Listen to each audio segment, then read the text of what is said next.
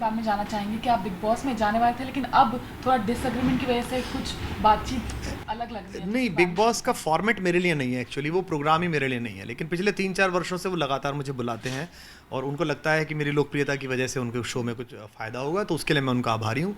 और इस बार भी उन्होंने मुझे कुछ करोड़ रुपए बताए थे कि ये आपको दिए जा सकते हैं और आप आइए, तो मुझे लगा मुझे वहाँ नहीं जाना चाहिए। लेकिन अगर किसी बड़े कॉज के लिए ये हो रहा हो, क्योंकि हमारा तो कॉज ओरिएंटेड, पर्सनली मेरा सारा जीवन कॉज ओरिएंटेड रहता है, तो मैंने उनसे कहा कि आप जितने पैसे मुझे दे रहे हैं, मैं प्राइमरीली इनको वार विडोज़ फंड में देना चाहता हूँ, क्योंकि इस देश में शॉल और साड़ी तो आ जा रही हैं, लेकिन कफन आने बंद नहीं होते।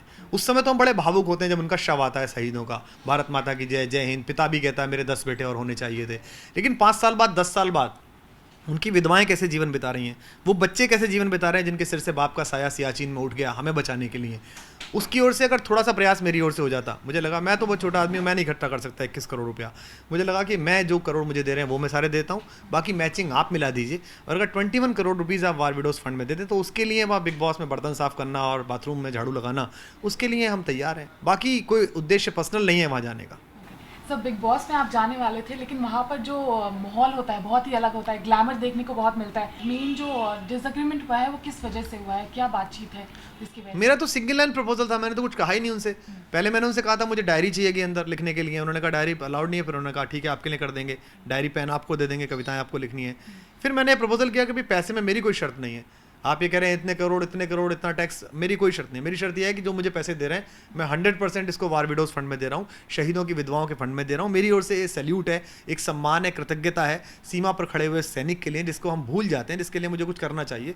मेरी औकात नहीं है कि मैं कमा सकूँ इतना पैसा, लेकिन आप मुझे दिलवा रहे हैं तो मैं दे रहा हूँ। और बाकी आप भी इसमें कुछ पैसा मिला दीजिए, ताकि 21 करोड़ रुपया, अगर मैं 2-3 महीने बंद रहा अंदर, तो मैं अपनी आत्मा की आवाज़ के विरुद्ध बंद रहूँगा। मैं नहीं चाहता वहाँ जाना, मैं उन लोगों में नहीं रहना चाहता। मैं चाय और कॉफ़ी क्या बनेगी इस बात की वोटिंग में नहीं फंसना चाहता।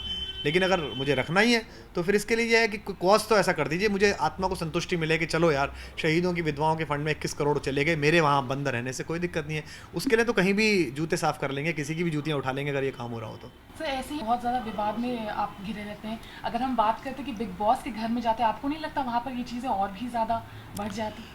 ऐसा कोई विवाद नहीं है, आप सहज रहिए, सत्य बोलिए, आपके अंदर जो कविता है वो गा दीजिए। आप जो नुसरत फ़तेह अली खान गाते हैं वो गाइए, मोहम्मद रफ़ी गाते हैं वो गाइए, जिस कविताएं आपको याद हैं वो सुनाते रहिए। जहाँ जो है जो उसका उस घर का फॉर्म है वो करते रहिएगा। मुझे लगता है वहाँ बनावट मत रखिए अपने अंदर कि आपको इम्पोज कैसे करना है। यही पॉलिटिक्स में किया है, यही अपनी कविता में किया है, यही व्यक्तिगत जीवन में किया है। लेकिन इस शो में ना जाने के पीछे रीज़न ये था कि मैं इतने वक्त तक अपने सामाजिक सरोकारों से नहीं कट सकता, सड़क पर जो चल रहा है उससे नहीं कट सकता। लेकिन अगर बड़े कॉज के लिए अगर ये कैद बामशक्कत अगर होती है तो ये मंजूर है। लेकिन ये तभी मंजूर है जब सियाचिन में और जैसलमेर में खड़े हुए सैनिकों के परिवारों के लिए अगर आप वो पैसा दे दें जो मेरा है और आपका है, तो अच्छा होगा। लेकिन शायद कलर्स को मंजूर नहीं है।